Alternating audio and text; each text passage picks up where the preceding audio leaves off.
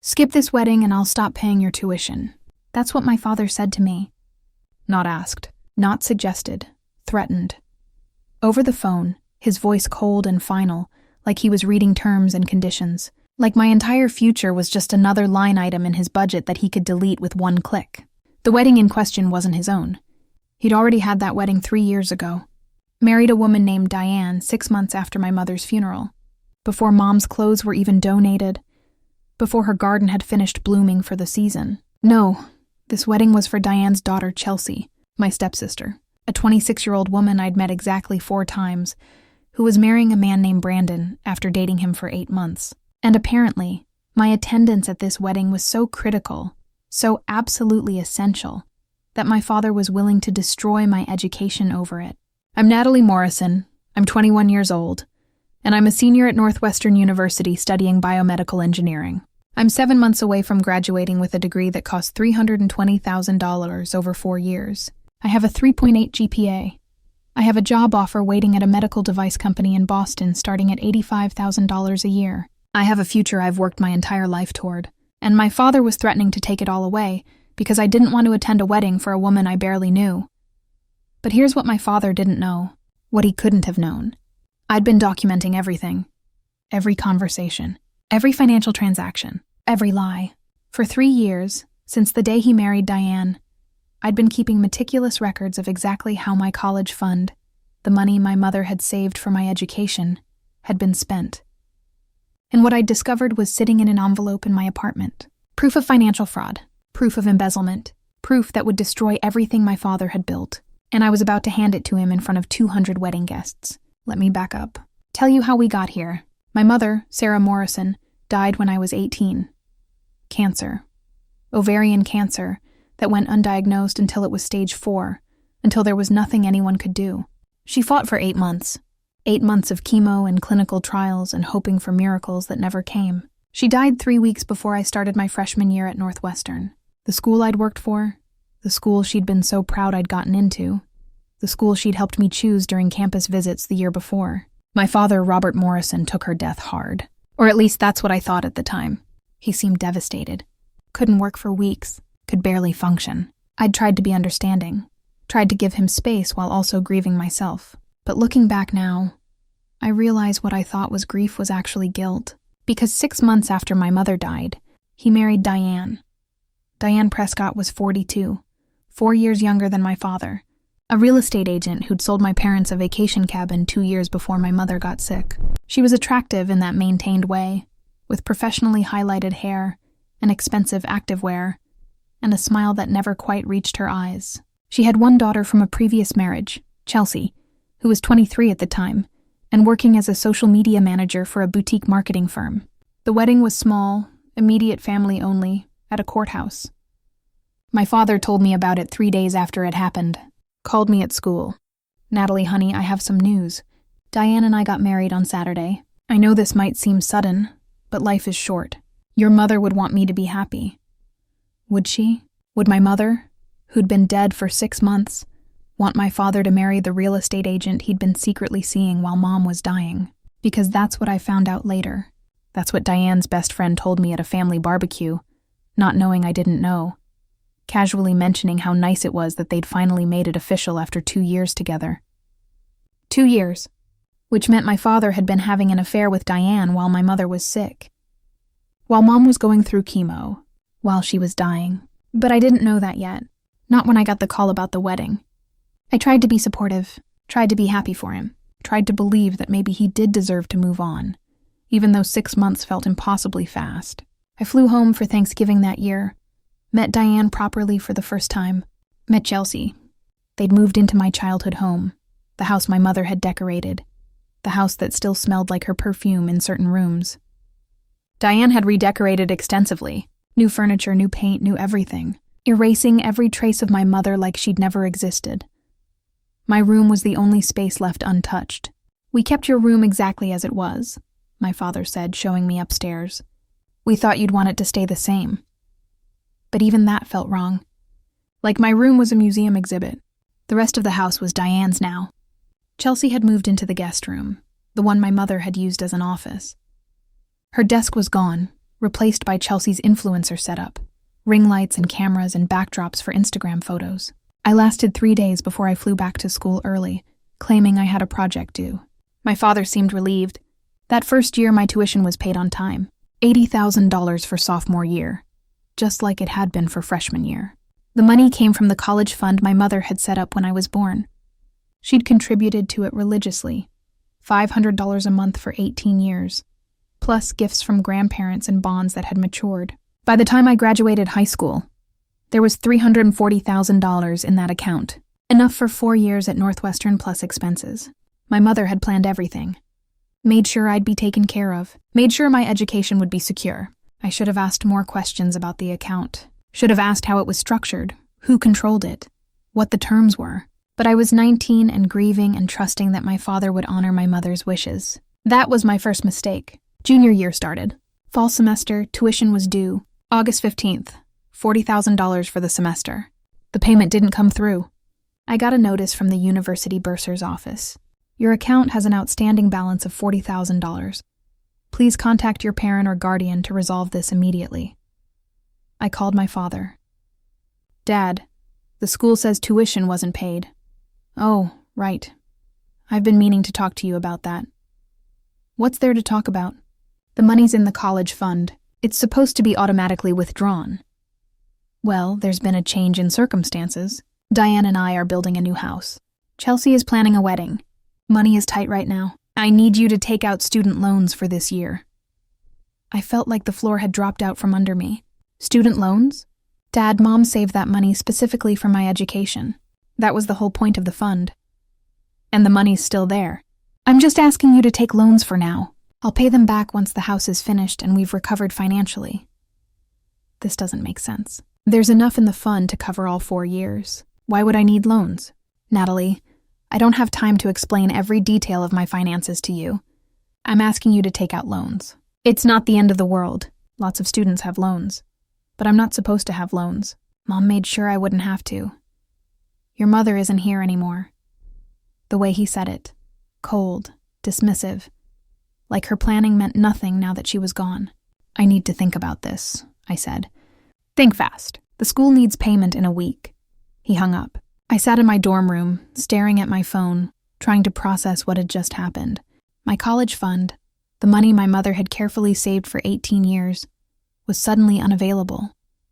My father, who'd remarried 6 months after Mom died, was now building a house with his new wife and wanted me to take out tens of thousands in loans instead of using money that was specifically meant for my education. Something was very wrong. I started making calls. First, to the bank where the college fund was held. Hi, I'm calling about an education savings account. Account number is... I gave them the information I had from old statements I'd found in my files. I need to verify the current balance. I'm sorry, I can't give out that information without authorization from the account holder. I'm the beneficiary. The account is for my college tuition. I understand, but the account is in your father's name. He's the owner and custodian. You'd need to contact him for that information. Can you at least tell me if funds have been withdrawn recently? Again, I can't disclose any account activity without the account holder's authorization. I'm sorry, dead end. I tried a different approach. Called Northwestern's financial aid office. Hi, I'm trying to understand my options for student loans. My family is having difficulty making the tuition payment this semester. The advisor was sympathetic. I'm sorry to hear that. Let me pull up your file. Okay, I see you're a junior, biomedical engineering major. You've been paying full tuition up until now with no financial aid. Given your parents' income, you likely won't qualify for need-based aid, but you can take out federal student loans up to $7,500 per year for junior and senior year. For the remaining balance, you'd need private loans. So I'd need to take out approximately $32,500 in private loans just for this semester? That's correct. And private loan rates are typically higher, ranging from 4% to 12% depending on credit history. I did the math. 2 semesters this year, senior year next year. I was looking at over $130,000 in student loan debt for my final 2 years. Debt I'd spend decades paying off. Debt I was never supposed to have because my mother had planned ahead. I made one more call. To my mother's best friend, Patricia, my mom's college roommate. The one who'd spoken at her funeral. The one who'd helped me through those first awful months. Patricia, can I ask you something about Mom's college fund for me? Of course, honey. What's going on? I explained the situation. The blocked payment. My father's request for loans. The refusal to give me information about the fund. Patricia was quiet for a long moment. Then, Natalie, did your mother ever talk to you about the structure of that fund? Just that she'd been saving for my college since I was born. That there was enough to cover 4 years. Did she mention that it was set up as a custodial account? UTMA? I don't know what that means. It means your father is the custodian until you turn 21. He has legal control over the funds. But once you turn 21, the money is supposed to transfer to you. It becomes yours completely. I turned 21 last month. Then he's required to transfer control to you. That money is legally yours now. He can't just decide to use it for other things.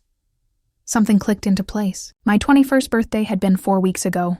My father had called, said happy birthday, sent a card with a gift certificate to a restaurant. Hadn't mentioned anything about the college fund. Hadn't mentioned that I now had legal rights to my own money. Patricia, how do I get access to the account? You need the account information, and you need to go to the bank in person with your ID and birth certificate.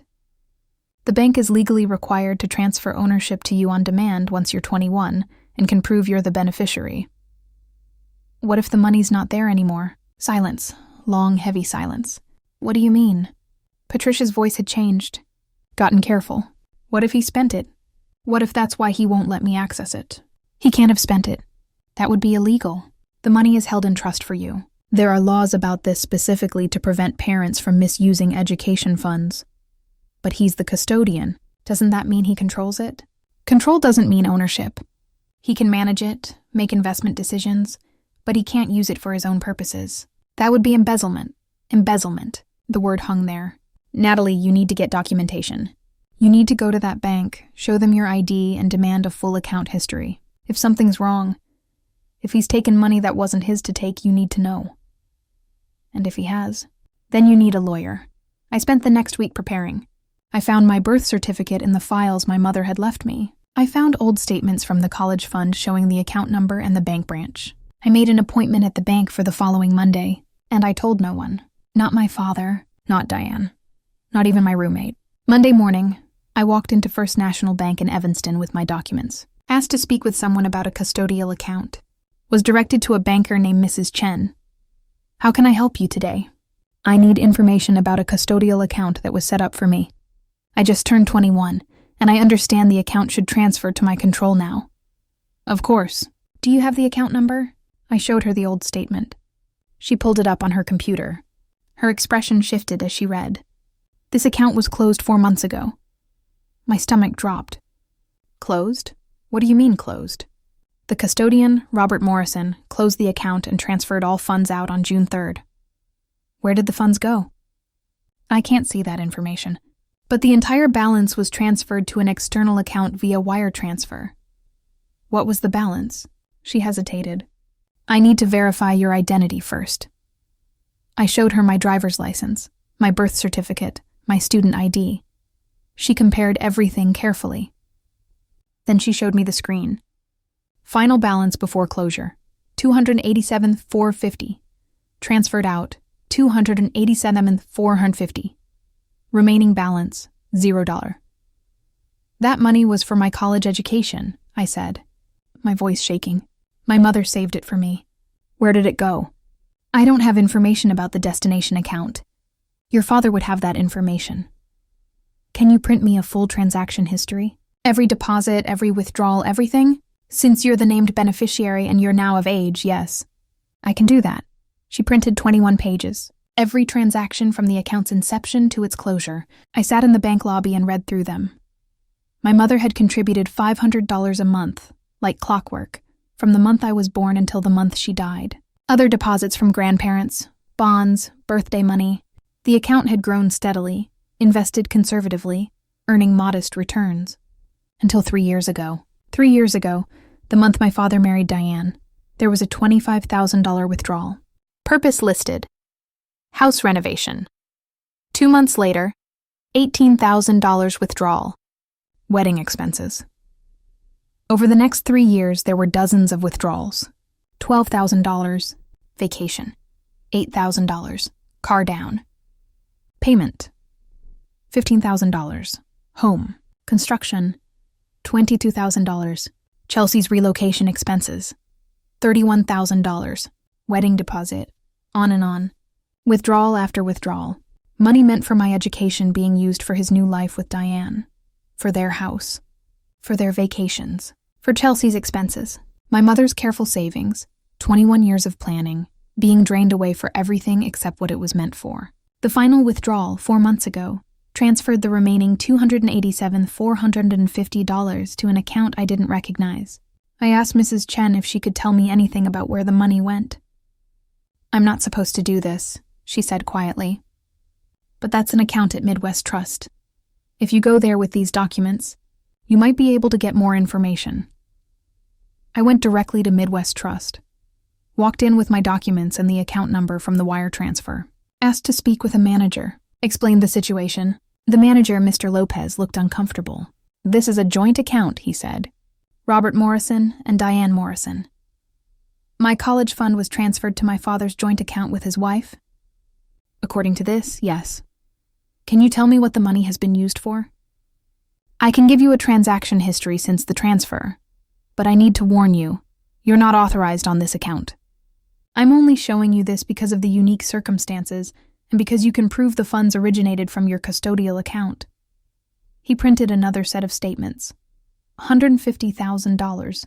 Down payment on new house construction. $45,000. Chelsea's wedding venue and catering deposit. $18,000. Furniture and appliances for new house. $12,000 on landscaping. $8,000. Diane's car down payment. $15,000. Kitchen renovation. On and on. My mother's money, my education fund, being used to build my father's new life.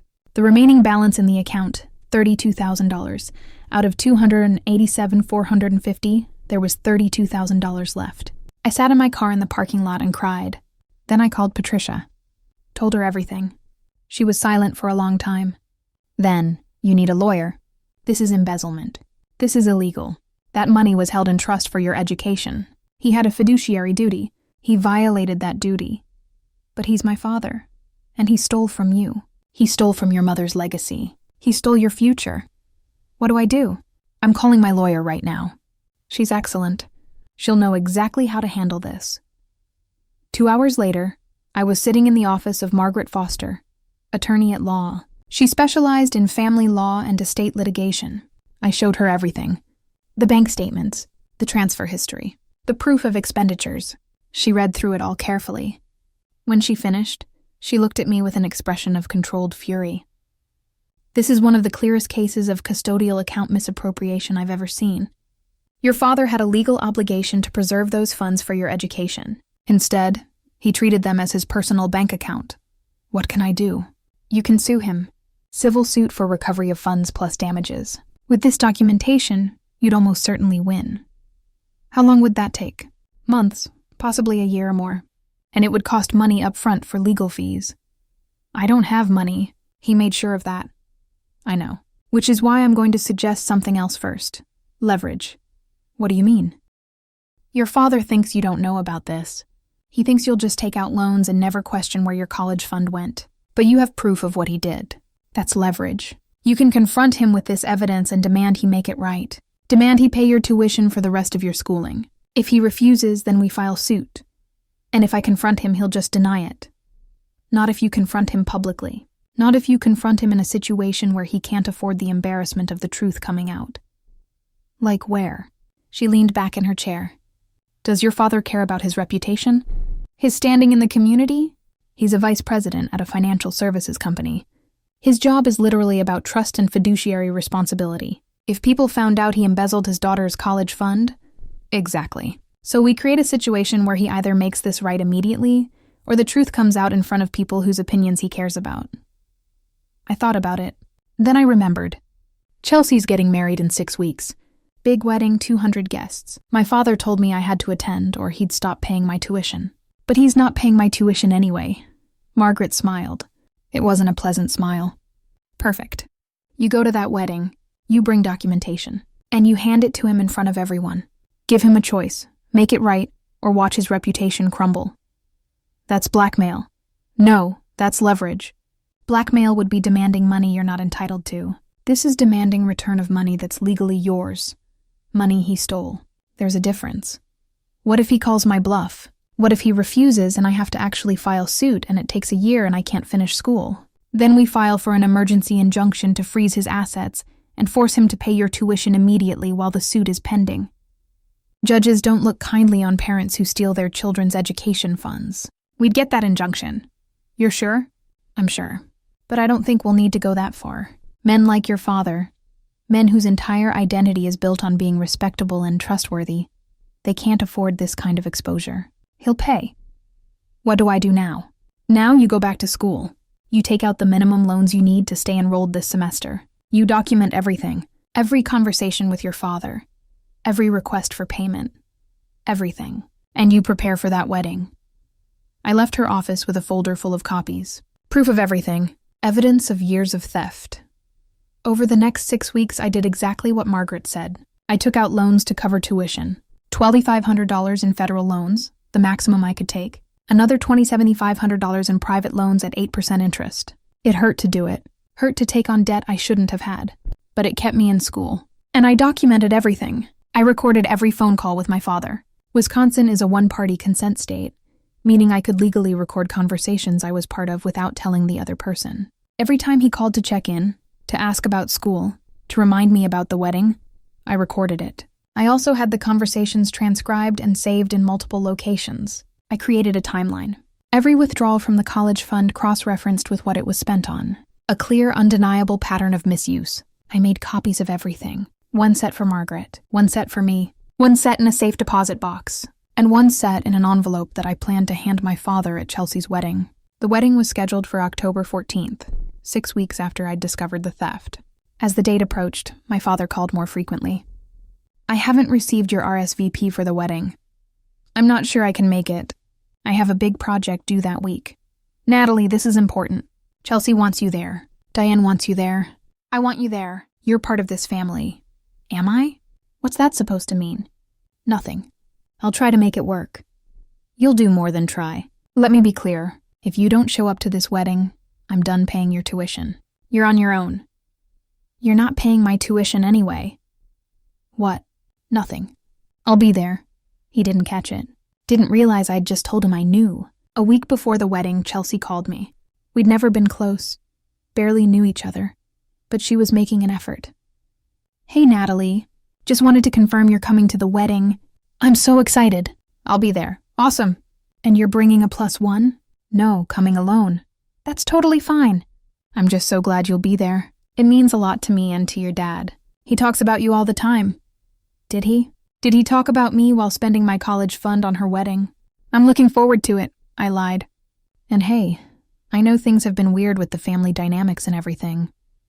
But I really want us to be sisters. Real sisters. Not just stepsisters. Sure, Chelsea. That would be nice. Great. See you next week. She sounded genuinely happy, genuinely excited, and I felt a pang of guilt. She didn't know. She had no idea that her wedding venue, her catering, half of her wedding, had been paid for with money stolen from me. She was innocent in this. It was my father and Diane who'd made the choice to use my money. But that didn't change what I was about to do. The night before the wedding, I packed. My dress, a simple navy blue cocktail dress, nothing fancy. My shoes, my makeup, and the envelope. Thick manila full of documentation. On the outside, I'd written in clear black marker, College Fund Expenditures, 2020-2023. Inside, copies of every bank statement showing withdrawals from my custodial account. Copies of statements showing the transfers to my father's joint account with Diane. A detailed spreadsheet showing every dollar and where it went. Photos of receipts I'd found through public records for the house construction. The purchase agreement for their new home showing the down payment amount. Chelsea's wedding vendor contracts showing the deposits, which I'd gotten through a FOIA request since the venue was at a city-owned botanical garden. Everything. Undeniable proof of exactly where my mother's money had gone. And a letter. Typed, formal, devastating. Dear Dad, enclosed you'll find documentation of every dollar you've stolen from my college fund over the past 3 years. $287,450 that my mother saved for my education, spent on your new house, your new wife's daughter's wedding, and your new life. This constitutes embezzlement and breach of fiduciary duty. You have two choices. 1. Pay my remaining tuition in full, $80,000 for senior year, within 30 days, plus repayment of the $40,000 in loans I was forced to take this semester. Total, $120,000. 2. Face a civil lawsuit for recovery of all misappropriated funds plus punitive damages, which I will file with the court on Monday. This lawsuit will be public record. Your employer, your colleagues, your new wife's friends, everyone at this wedding will know what you did. You stole from your daughter. You stole from your dead wife's legacy. You violated the trust your wife placed in you to care for our daughter's future. Choose wisely. You have until Monday at 5 p.m. to wire the $120,000 to my account. If the money is not received, the lawsuit will be filed. Natalie. I read it over one final time. It was harsh. It was cold. It was perfect. Saturday morning, October 14th, wedding day. I drove to the venue, a beautiful botanical garden an hour outside Chicago. The ceremony was scheduled for 2 p.m., reception to follow.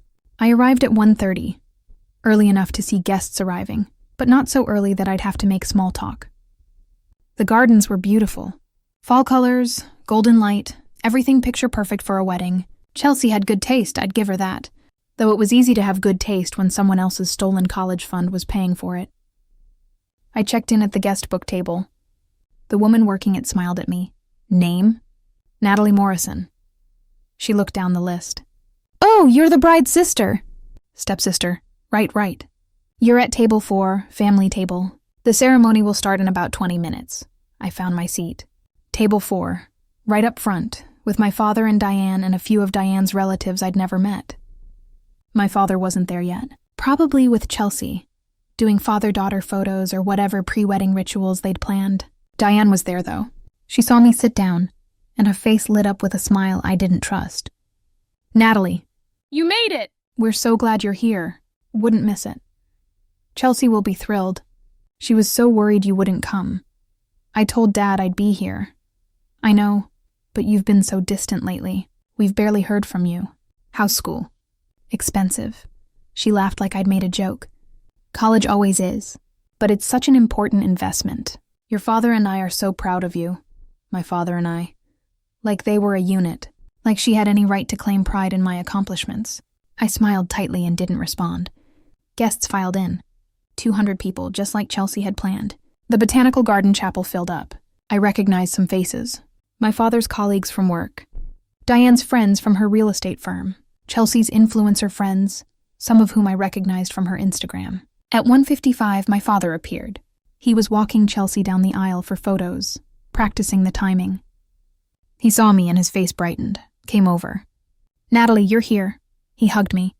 I didn't hug back. I said I would be. I know, but I'm glad. This means a lot to Chelsea, to all of us. I'm sure it does. He studied my face. Are you feeling okay? You seem tense. I'm fine, just tired from the drive. Well, try to enjoy yourself. This is a celebration. Oh, I intend to celebrate. I have something special planned. What's that? I patted my purse where the envelope was. You'll see. After the ceremony. He looked curious, but the wedding coordinator was calling for him to get into position. The ceremony started at 2 p.m. exactly. Chelsea looked beautiful, I'd admit that. Her dress was stunning. Probably $8,000 based on what I knew about wedding gown prices. Her hair and makeup were perfect. She was genuinely glowing. Brandon, the groom, looked at her like she was the only person in the world. It was sweet. It would have been completely lovely if I didn't know that a chunk of this wedding had been funded with my stolen college money. The ceremony was standard. Traditional vows, exchange of rings, first kiss as husband and wife. Everyone applauded. Chelsea and Brandon walked back down the aisle together, beaming. My father escorted Diane. We filed out to the reception area. Cocktail hour started immediately. Waiters circulated with appetizers and champagne. A string quartet played. Everything was elegant and expensive and exactly what Chelsea had probably dreamed of. I found my table for dinner. Place cards indicated I was sitting between Diane's sister and my father. My father's seat was next to mine, and Diane was on his other side. Perfect. The seating I needed. Dinner was served. Salad, followed by a choice of chicken or fish, followed by wedding cake. Speeches were made. Chelsea's maid of honor gave a funny, sweet speech about their friendship. Brandon's best man roasted him gently. Then my father stood up. He was giving the father of the bride speech, even though Chelsea wasn't technically his daughter. But he'd paid for half this wedding, so I guess he'd earned the right. "I want to start by saying how grateful I am to be here today," my father began. "When I married Diane 3 years ago, I gained not just a wife, but a daughter. Chelsea, you've brought so much joy into our lives. Watching you grow, watching you build your career, watching you find love with Brandon, it's been an absolute privilege." He went on like that, talking about family, about new beginnings, about how grateful he was for second chances. The irony was overwhelming. Here he was talking about family while having stolen from his actual daughter to pay for this wedding. I also want to acknowledge my daughter Natalie, who's here today. Natalie, I know the past few years haven't been easy. We lost your mother, and that loss changed all of us. But I hope you know how much I love you, and how proud I am of you. You're going to do amazing things. Everyone turned to look at me. I smiled tightly and raised my glass slightly. My father continued, "Family is everything. The family we're born into. The family we choose. The family we build. Today we're celebrating Chelsea and Brandon building their family, and I couldn't be happier. To the happy couple. To the happy couple." Everyone echoed. I drank my champagne and felt nothing. After dinner, the dancing started. First dance, father-daughter dance, all the traditional wedding moments. I waited. At 7 p.m., there was a natural lull. The dancing paused for cake cutting. Everyone gathered around the cake table. This was my moment. I walked up to my father, who was standing with Diane watching Chelsea and Brandon prepare to cut the cake. I had the envelope in my hand. "Dad, can I talk to you for a minute?" "Sure, honey. What's up?" I handed him the envelope. "I need you to open this, right now." He looked at the envelope. Read what I'd written on it. College fund expenditures 2020-2023. His face changed. Color draining slightly. "What is this?" "Open it." "Natalie, this isn't the time or place. Open it, now. Or I'll open it and read it out loud to everyone here." Diane had noticed something was wrong. "Is everything okay?" "Fine," my father said tightly. "Just give us a minute." But people were already noticing. The shift in energy, my father's expression, the envelope in his hands. He opened it. Started reading. I watched his face as he went through the pages. Saw the exact moment he realized what he was looking at. Saw the color drain completely from his face. Saw his hands start to shake slightly. He looked up at me. "Where did you get this?" I smiled. My voice was loud enough that people nearby could hear. "From the bank. And your lawyer talks too much. Did you know that once I turned 21, that custodial account was supposed to transfer to me? Did you know that spending it on your house and your stepdaughter's wedding was embezzlement?" "Lower your voice," he hissed. "Why?" "So no one hears about how you stole $287,450 from my college fund? The money Mom saved for 21 years? Diane gasped. "What is she talking about?" More people were turning now. The music had stopped. Chelsea looked over, confused about the disruption. My father's face was bright red now. "We need to discuss this privately." "No, we need to discuss it right here. Right now, because you gave me an ultimatum. You said if I didn't come to this wedding, you'd stop paying my tuition. But you're not paying my tuition. You haven't paid it for months, because you spent my entire college fund on this." I gestured around at the wedding. "This venue, my money. That catering deposit, my money. Your new house, my money, all of it. Money my mother saved for my education. Money that was held in trust for me. Money you stole." "I didn't steal anything," my father said, but his voice was weak. "It's all documented in that envelope.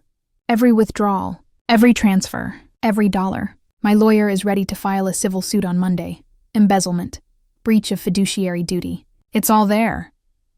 Chelsea had walked over now, still holding the cake knife. "Dad, what's she talking about?" "Nothing, sweetheart. This is a misunderstanding." "It's not a misunderstanding," I said, looking at Chelsea. "I'm sorry you have to find out like this.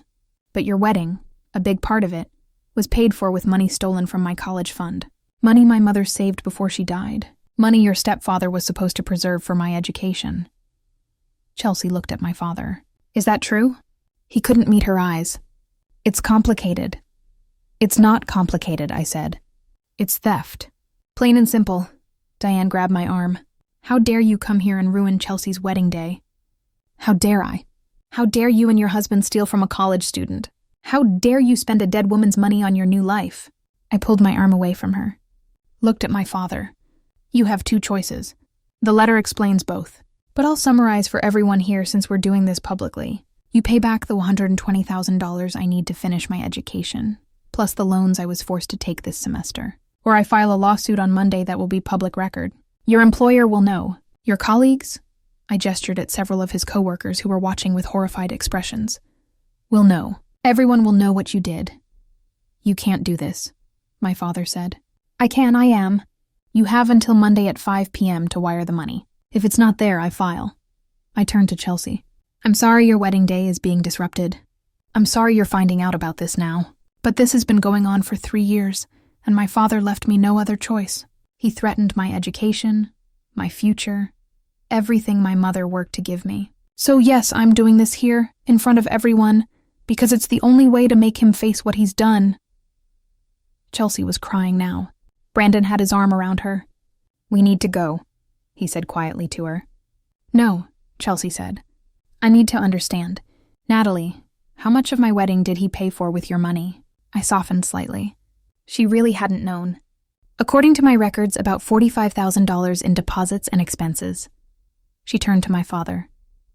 You told me this was your gift to me, that you and Diane were paying for this out of love. I did, it is. With stolen money. She was sobbing now. You ruined my wedding. Natalie ruined your wedding, Diane said. No, Chelsea said. He ruined it, by lying. By stealing from his own daughter. Oh my God. She looked at me. I didn't know. You have to believe me, I didn't know. I know you didn't. This isn't about you. My father tried one more time. Natalie, please. Can we discuss this privately? I'll make it right, I promise. Just not here. Not now. You had 3 years to make it right. You had dozens of chances when I asked about the college fund. You told me money was tight. You told me to take loans. You threatened my education. So no, we're not discussing this privately. We're discussing it here, in front of everyone whose respect you care about, so you understand exactly what's at stake. One of my father's colleagues, a man I recognized as his boss, approached. Robert, is what she's saying true? It's complicated, Jeff. Did you or did you not use your daughter's education fund for personal expenses? My father couldn't answer. We should talk on Monday, Jeff said. In my office. 9 a.m., the boss walked away. Other guests were whispering, pulling out phones. In the age of social media, I knew this would be everywhere by tomorrow. My father looked at me with something between fury and desperation. You've ruined me. No, you ruined yourself. I'm just making sure you face the consequences. I turned and walked away. Left the wedding. Left the botanical garden. Got in my car and drove back to school. My phone started ringing within minutes. My father calling over and over. I didn't answer. Diane called. Didn't answer. Text messages flooded in. Dad, how could you do this to me? Dad, you've embarrassed me in front of everyone I work with. Dad, this will destroy my career. Dad, call me immediately. Diane, you're a selfish, cruel person. Diane, you ruined Chelsea's wedding day. Diane, don't ever contact this family again. Chelsea, I'm so sorry. I didn't know. None of this is your fault. I responded to Chelsea. I know you didn't, and I'm sorry it happened at your wedding. But he left me no choice. She wrote back, I understand. If I'd known the money came from you, I'd never have accepted it. I'm going to talk to my mom and dad about making this right. Thank you. The rest of the messages I ignored. Sunday morning, I woke up to more calls and messages, but also to something else. An email from Margaret Foster, my attorney. Natalie, I heard what happened at the wedding. Multiple witnesses have already contacted me offering to testify if needed. Your father's attorney called me this morning. He wants to negotiate. Call me when you're ready. I called immediately. What did he say? He's willing to settle. He'll pay the $120,000 you demanded, plus an additional $50,000 for your trouble and your legal fees, in exchange for you signing an NDA and agreeing not to file criminal charges. Criminal charges? Once this gets out, and it's already getting out based on social media, the district attorney might decide to investigate. Your father could face criminal charges for embezzlement. He's trying to prevent that. What do you think I should do? I think you take the money. $70,000 total. That covers your education, pays back your loans, and gives you a cushion. Plus, this gets resolved immediately instead of dragging through courts for months. But he gets away with it. He doesn't get away with it. His reputation is destroyed. His career will likely never recover. Everyone knows what he did. He's facing consequences. This is about you getting your money back and securing your future. In the NDA, means you can't talk publicly about the settlement terms or about what happened. But the facts are already public. People already know. The NDA just prevents you from giving interviews or writing about it. What about criminal charges? That's not up to you. If the DA wants to pursue charges, they can regardless of what you agree to. The NDA only prevents you from actively cooperating with a criminal investigation beyond what's legally required. I thought about it. $170,000. My education secured. My loans paid off. Money left over. My mother's legacy partially restored. I'll take it. Good. I'll have the settlement drawn up. He wants to close this quickly, so I expect we'll have money in your account by end of week. Monday morning, I had an email from the bursar's office. Your account has been credited with $80,000.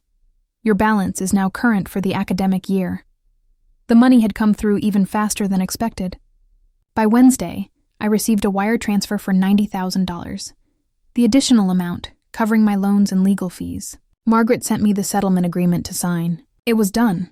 I'd gotten my money. Friday, I was sitting in my apartment when my phone rang. Unknown number. I almost didn't answer, but curiosity won. Hello? Natalie, this is Chelsea. Hi.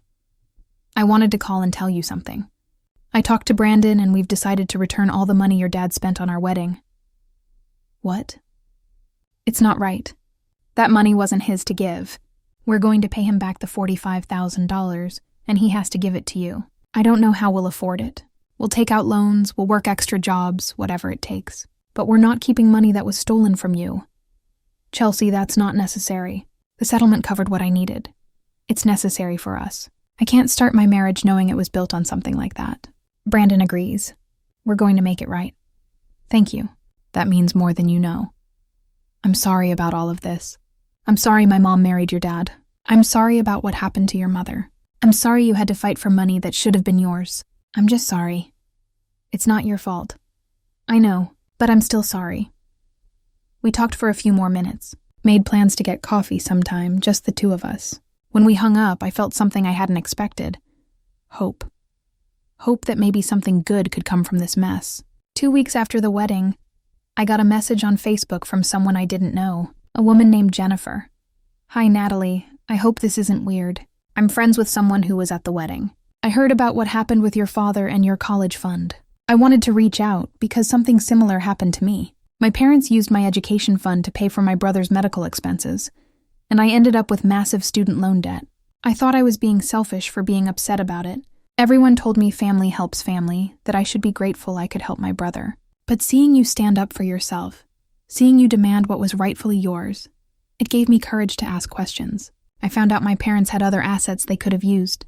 They chose to take my money because it was easier. I'm 32 now and still paying off those loans. I wish I'd done what you did when I was your age. I just wanted to say thank you for showing people, showing women especially, that it's okay to fight for yourself even against your family. What you did took real courage. I wrote back, thank you for sharing your story. I'm sorry about what happened with your education fund. You're not selfish for being upset. That money was meant for you, and you had every right to it. It's never too late to ask questions and demand answers. I hope you find peace with it. Over the next few weeks, I got several more messages like that. People who'd had similar experiences. People who'd been taken advantage of by family. People who'd been told to be quiet and accept it. Each message reminded me that what I'd done mattered beyond just getting my money back. 1 month after the wedding, my father sent me an email. I almost deleted it without reading, but something made me open it. Natalie, I've had time to think about everything that happened.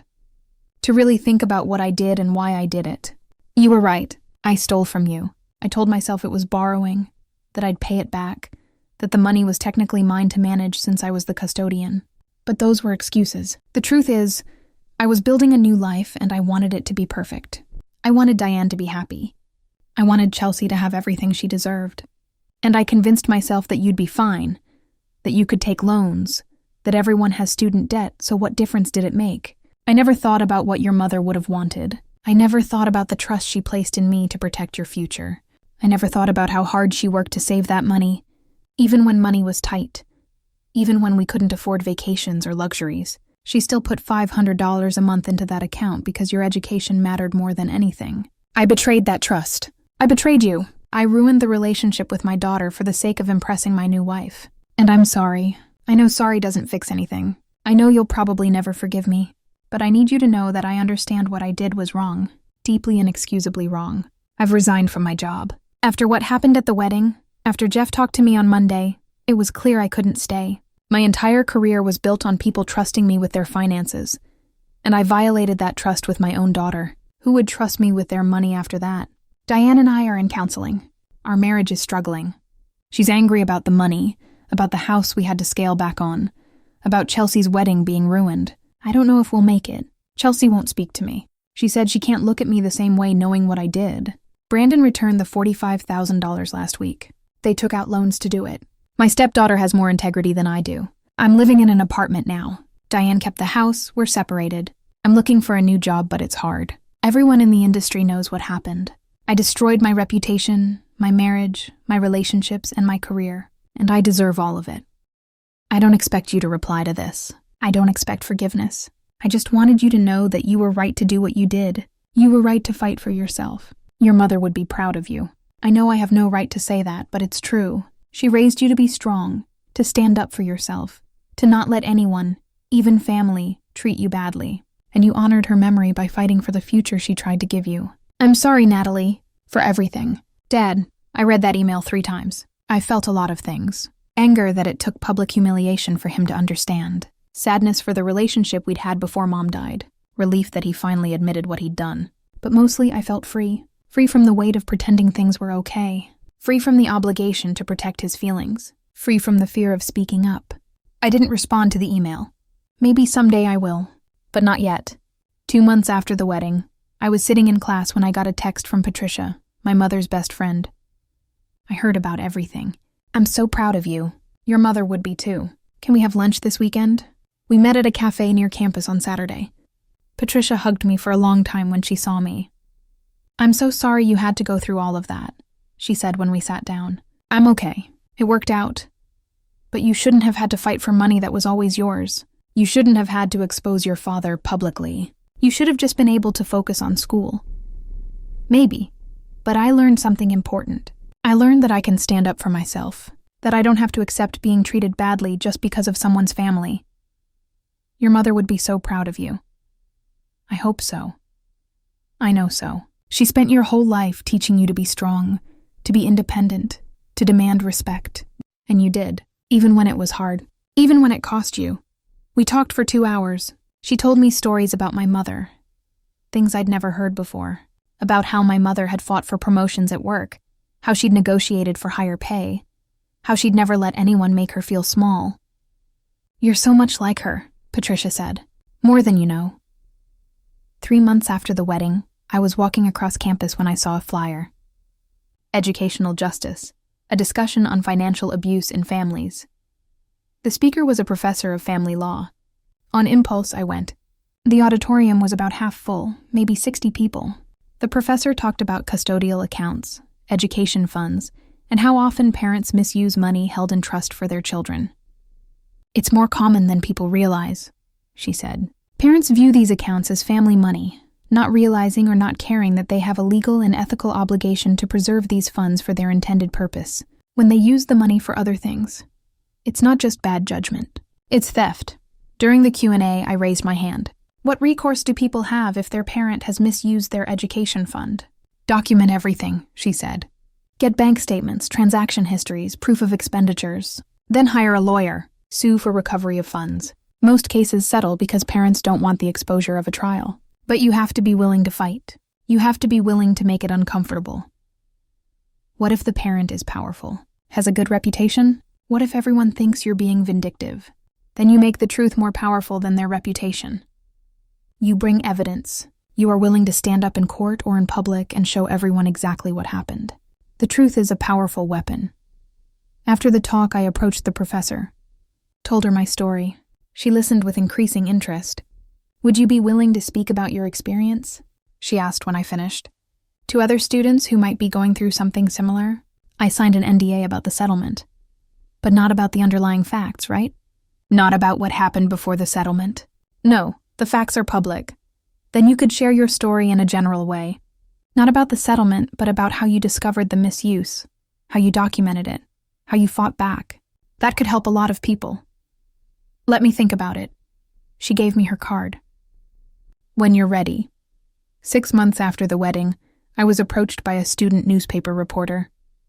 "Are you Natalie Morrison?" "Yes." "The one who confronted her father at a wedding about stealing her college fund? That went viral on social media?" I didn't mean for it to go viral, but it did. There are TikTok videos, Twitter threads, and articles about it. You've become kind of a symbol for people standing up to family financial abuse. Would you be willing to do an interview? I have an NDA about the settlement, but the facts of what happened before the settlement are public record. You could talk about that part. I thought about it. I remembered all those messages from people who'd reached out, remembering Jennifer and her brother's medical expenses. I remembered the professor's words about helping others. Okay, but I want to make something clear. This isn't about revenge. This isn't about making my father look bad. It's about showing people that it's okay to fight for yourself. That family isn't an excuse for theft. That you deserve to have your future protected. That's a great angle. Let's talk. The interview came out 2 weeks later. It was fair, balanced, focused on the broader issue of family financial abuse rather than just my specific story. But my specific story was there. The reporter included quotes from the professor, from a financial advisor who specialized in custodial accounts, from a victim's advocate. It became one of the paper's most read articles. I started getting more messages, not just from people who'd been through similar things, but from people currently going through it. People asking for advice. I started referring them to Margaret Foster. She told me she'd taken on 4 new cases in the past month, all from people who'd seen my story and realized they had grounds to sue. "You've started something," Margaret said. "People are standing up for themselves. That's powerful." 7 months after the wedding, I was studying in the library when Chelsea called. We'd been texting occasionally but hadn't talked much. "Hey, what's up?" "I wanted to tell you something. Brandon and I finished paying back the money to your dad. All $45,000. He has it. He's supposed to give it to you." "Chelsea, I told you you didn't have to do that."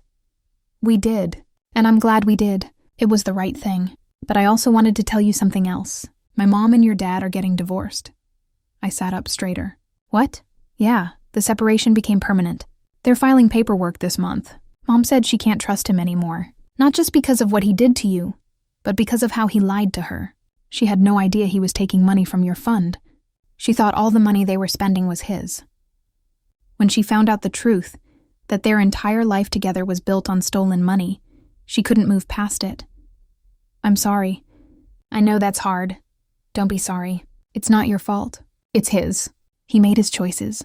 And honestly, I don't think my mom and your dad ever should have gotten married. They rushed into it. They were both lonely after losing their spouses. But that's not the foundation for a marriage. How are you doing with all of it?" "I'm okay. Brandon and I are good. We're in a tiny apartment paying off our loans. But we're happy. And I've learned something from all of this. I've learned that doing the right thing is more important than being comfortable. You taught me that." I wasn't trying to teach anyone anything. I was just trying to survive. Sometimes that's the most powerful teaching of all. 8 months after the wedding, my father sent me another email. "Natalie, I wanted you to know that I got a job. Not in financial services. I couldn't go back to that. But I'm working as a consultant for a nonprofit that helps people with financial literacy, teaching them about budgeting, saving, protecting their assets. The irony isn't lost on me, but it feels right. I'm using what I know to help people avoid the mistakes I made. I've been in therapy every week, working through a lot of things. My relationship with money, with control, with how I define success. I'm learning that I tied my self-worth to my career and my income. When I married Diane, I wanted to prove I was successful enough to provide for everyone. I wanted to be the hero, but I did it with money that wasn't mine to give. I've apologized to Chelsea. She's civil with me now. Not close like we were, but she answers my calls. She told me she and Brandon paid back the wedding money. I'm forwarding that $45,000 to you tomorrow. I know it doesn't make up for everything I took, but it's something. I don't expect us to have a relationship again. I understand that I destroyed that. But I want you to know I'm trying to be better. Not for you, because I lost the right to do things for you, but for myself, so I can live with myself. I hope you're well. I hope school is good. I hope you're happy. Dad, I received $45,000 the next day. Added it to my savings. I had over $100,000 now. After paying off my loans and covering all my expenses, my mother's legacy, partially restored. More than enough to start my life after graduation. 9 months after the wedding, I was invited to speak at a conference on family law. The professor who'd given the talk I attended had recommended me. I almost said no, but then I thought about all the people who'd reached out, all the people who'd been inspired to fight for themselves. I said yes. The conference was in Boston. I flew out for the weekend. There were about 200 people in the audience, mostly lawyers and advocates and students. I told my story. Not all of it. The NDA prevented certain details, but I told them about discovering the theft, about documenting everything, about the decision to confront my father publicly, about the settlement, about what I'd learned. Family financial abuse is silent, I said. People don't talk about it because they're ashamed. They think it's their fault. They think they're being ungrateful or selfish. But money held in trust for you is yours. Period. When someone takes it, even a parent, it's theft, and you have the right to fight back. You have the right to demand what's yours. You have the right to protect your future. Will it be hard? Yes. Will people tell you you're being vindictive or greedy? Probably. Will you lose relationships? Maybe. But you'll also gain something more important. Self-respect. The knowledge that you stood up for yourself, that you refused to be a victim, that you fought for the future someone who loved you tried to give you. My mother saved for 21 years so I could go to college without debt.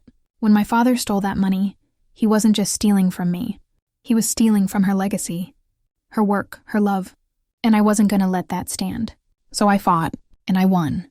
Not just the money, but my dignity, my future, my peace of mind. And if you're in a similar situation, I want you to know, you can fight too. You can win, and you deserve to. The applause was overwhelming. Afterward, at least 30 people came up to talk to me, to tell me their stories, to thank me, to ask for advice. I gave them Margaret Foster's contact information. Told them to document everything. Told them to be brave. One woman, probably in her 50s, took my hands. My son's college fund was used by his father for his mistress. We got divorced, but the money was gone. My son graduated with $200,000 in debt. I thought we had no recourse because my ex-husband was the custodian. But hearing you speak, I realized we might have options. Thank you. Thank you for showing me it's not too late. It's never too late to fight for what's right, I said. 10 months after the wedding, I graduated. Northwestern University, Bachelor of Science in Biomedical Engineering cum laude. I walked across that stage with my head held high. Patricia was there, in the audience where my mother should have been. She took pictures, cried happy tears, hugged me afterward. You did it, she said. You finished despite everything. I'm so proud of you. Thank you for being here, for being there when I needed help, for connecting me with Margaret, for believing in me. Always. My father wasn't there. I hadn't invited him. Neither was Diane, obviously. But Chelsea sent me flowers with a card. Congratulations on your graduation. You earned this. I'm proud to call you my stepsister. Love, Chelsea and Brandon. That meant something. 1 year after the wedding, I was settled in Boston, working at my medical device company, living in a small apartment in Cambridge. I loved my job, loved the work. I loved the city. I joined a running club, made friends, started dating a guy I'd met through work. Life was good, really good, and I realized something important. The wedding confrontation, as dramatic and painful as it had been, had set me free. Free from the obligation to maintain a relationship with someone who'd betrayed me, free from the guilt of putting myself first, free from the weight of stolen money and stolen futures. I'd fought for myself when no one else would. I'd demanded respect when it wasn't given freely. I'd protected my mother's legacy and my own future. And in doing so, I'd inspired others to do the same. The envelope I'd handed my father at that wedding contained more than just documents. It contained the truth, and the truth, as uncomfortable as it was, had set everyone free. My father was forced to face what he'd done. Chelsea learned the cost of her wedding. Diane learned who she'd married. And I learned that I was strong enough to stand alone. That I didn't need my father's approval or support. That I could make it on my own. That's the real ending. Not perfect reconciliation or even justice. Just freedom. The freedom that comes from knowing you fought for yourself. The freedom that comes from knowing you won. 2 years after the wedding, my father and I had coffee for the first time. He'd reached out, asked if I'd be willing to talk. I'd thought about it for weeks before saying yes. We met at a neutral location, a coffee shop in Chicago. I was visiting Patricia for the weekend. He looked older, grayer, thinner. He'd aged more than 2 years in 2 years. "Thank you for agreeing to see me," he said. "I wasn't sure I would. I understand." We talked for an hour. He told me about his life, his job at the nonprofit, his apartment, his therapy. He didn't make excuses, didn't try to justify what he'd done, just took responsibility. "I'm not asking for forgiveness," he said. "I know I don't deserve it, but I wanted you to know that I'm trying to be the person your mother thought I was, the person I should have been all along." "That's good," I said. "I mean it. I'm glad you're working on yourself. Can I ask how you're doing?" I told him about my job, my apartment, my life in Boston. He listened without interrupting. "You're thriving," he said. "Your mother would be so proud. I am too. Proud of myself. You should be. You did this on your own. Despite what I did, you're stronger than I ever was." We finished our coffee, hugged awkwardly before parting. "I don't know if we'll ever have a real relationship again," I said. "But I'm glad you're becoming someone I could respect. That's more than I deserve. Maybe, maybe not." But it was enough. Today, 3 years after the wedding, I'm 24 years old. I'm working as a biomedical engineer. I have my own apartment, my own life, my own future. I have $75,000 in savings, the remainder of the money I fought for. Money that's funding my master's degree, which I'm pursuing part-time. Money that's letting me build the life my mother wanted for me. I speak occasionally at conferences, at universities, about family financial abuse, about standing up for yourself, about knowing your worth. And I always end with this. An envelope full of truth can change everything. It can expose lies, it can force accountability, it can set you free. Don't be afraid to hand someone the truth, even if it costs you a relationship, because a relationship built on lies and theft isn't worth keeping. Fight for yourself. Demand what's yours. Protect your future. You're worth it. Always. That's the story. The story of how I threatened my father's reputation at a wedding, how I handed him an envelope that froze the entire room, how I fought for my future and won. Not just the money, but my dignity, my peace, my life. The life my mother worked 21 years to give me. The life I almost lost. The life I fought for. The life I'm living now, free, strong, unafraid. That's what that envelope contained. Not just documents, but freedom. And I'd hand it to him again in a heartbeat, because some truths need to be told. Some battles need to be fought. Some envelopes need to be opened, even if it freezes the entire room, even if it destroys relationships, even if it costs everything, because your future is worth fighting for. Always.